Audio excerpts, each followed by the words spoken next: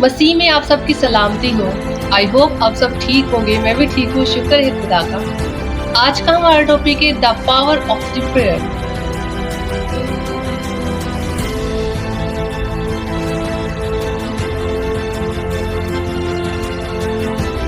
मत्ती 21 बाब 22 आयत। और जो कुछ दुआ में ईमान के साथ मांगोगे वो सब तुमको मिलेगा। खुदा हमारी हर एक जरूरत से वाकिफ है, फिर भी वो चाहता है कि हम उससे मांगे। हालेलुया। और जब हम उससे मांगते हैं तो वो हमें देता है, क्योंकि वो हर एक चीज पे कादिर है और हमसे प्यार करता है। लेकिन उसकी एक शर्त है, और वो शर्त क्या है? वो शर्त है ईमान। ईमान का मतलब है भरोसा करना, यकीन करना और मान लेना। ये मान लेना कि जो कुछ हमने मांगा है उससे वो हमें मिल गया है। और हालेलुया, प्रेज द लॉर्ड। और जब हम इस बात को मान लेते हैं तो मौजूद हमारी जिंदगी का हिस्सा बन जाते हैं और हम नई जिंदगी गुजारते हैं और नए तजुर्बात हम सीखते हैं और उनको एंजॉय भी करते हैं। खुदावन के कलाम में कुदरत है और खुदावन के मुंह से निकली हुई हर बात में कुदरत है। और हमें कई जगह देखने को मिलता है कलाम मुकद्दस में, वो कहता है हो जा तो हो जाता है। वो नामुमकिन को मुमकिन करने की कुदरत रखता है। वो फातेह है, वो जलाली है, वो खुदावंदों का खुदा है, वो बादशाहों का बादशाह है। फिर ये सवाल है कि आज हमारी दुआएं सुनी क्यों नहीं जाती? और यहाँ पे सिर्फ एक कमी है कि हमारी दुआएं सुनी नहीं जाती, और वो कमी है हमारे ईमान की। हम मांगते तो बहुत कुछ है, हम अल्फाज बहुत ज़्यादा अदा करते हैं, लेकिन कमी सिर्फ हमारे ईमान की रह जाती। या शायद जो हम मांग रहे हैं वो सही नहीं है, या फिर हम अपनी दुनियावी ज़रूरतों को खुदावन के आगे रख देते हैं। हम अपनी तरक्की चाहते हैं, इज्जत चाहते हैं, दौलत चाहते हैं, हम औलाद चाहते हैं, हम उम्र की दराजी चाहते हैं, लेकिन हम वो नहीं चाहते जो वो चाहता है।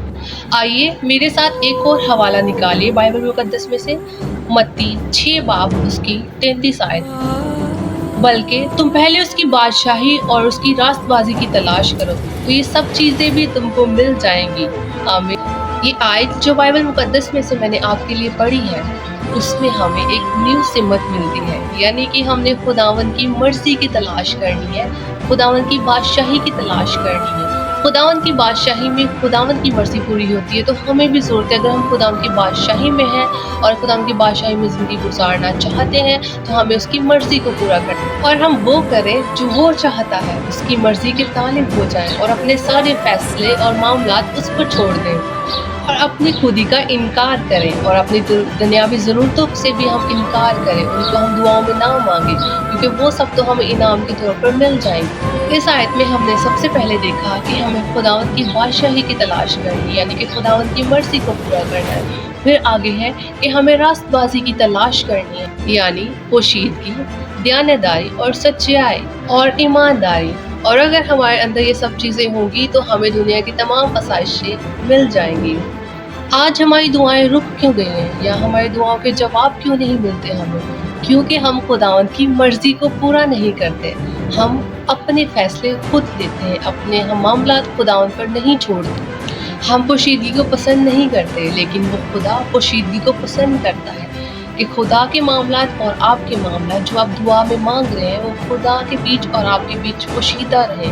आज हम दुआ करते हैं या कलाम पढ़ते हैं तो हम दुनिया को दिखाते हैं और हम दिखाते हैं कि हम कितने दुआ गो हैं, या हम खुदा के साथ चलने वाले, खुदा करने वाले, लेकिन खुदावंद को ये सब चीज़ें पसंद नहीं है। वो चाहता है कि हम उसके साथ पोशीदगी में बात करें और हम दुनियावी फ़ायदों के लिए झूठ का सहारा लेते हैं। हम दयानतदार नहीं हैं, ना हम वफादार हैं, ना खुदा के ना इंसान के। लेकिन आज हमें ठहरने की ज़रूरत है और हमें गौर करने की ज़रूरत है कि हमारा खुदा के साथ कैसा ताल्लुक़ है। क्या हम खुदावंद के सामने पोशीदगी के साथ जाते हैं, या हमारा जो ताल्लुक़ खुदावंद के साथ गुजर रहा है उसको हमने पोशीदा रखा हुआ है, या दुनिया के फ़ायदे के लिए हम दुनिया को दिखा रहे हैं, सिर्फ दिखावा कर रहे हैं। और हमें अपनी ज़िंदगियों में खुदावंद की मर्ज़ी की तलाश करने की ज़रूरत है, ताकि हम वो करें जो वो चाहता है, फिर वो होगा जो हम चाहते हैं। खुदावंद आप सबको इस कलाम के वसीला से बहुत सारी बरकत है। आप अपने ज़िंदगी में खुदावंद की मर्ज़ी को मांगिए और इस चीज़ को दुआ में रखिए और अपना रिश्ता खुदावंद के साथ पोशीदा रखिए। और मेरा ईमान है कि इस कलाम के वसीला से बहुत सारी ज़िंदगियाँ बरकत पाएंगी। Praise the Lord. Thank you so much. खुदावंद आप सबको बहुत ज़्यादा बरकत है। आमीन।